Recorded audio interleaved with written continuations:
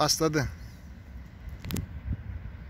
Hormatly vatandaşlar, yurdun içindekiler, yurdun dışındakiler, bugün Haramolun doğulanuny halkın sana kutluğu dene mitingler bilen halkın laneti sanadır yani. Ben o yerde oturup önküyalıkka aydımzat etmene inne mümkünçülüğüm yok. Halka vermene pulum yok.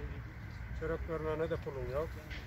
Onun için sen mökletin doğullu, sen en korkkan zaten halktır. Halkın birikmesinden korkkan. Bu edek senin en yuka ve ince yerinden tuttu. Netik olsa Allah'ın izniyle halk olup senden edenin hatanı sorar. Akıllı olup gitmeyeni bilmesen halk olup seni gidirmeyeni bilir.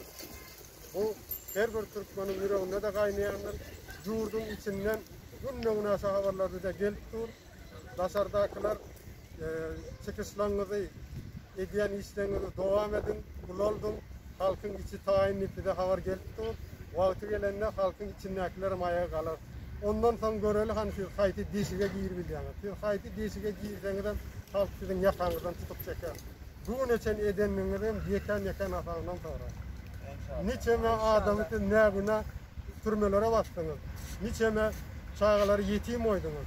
Niçeme halka aç susuz yalana koydunuz. Bunca baylık var devletimiz. Dinleyenlerimiz görmüş. Eşkiliyorlar. Aklına, vicdanına sıkacaklar. Hiç şeydi, mümkünler.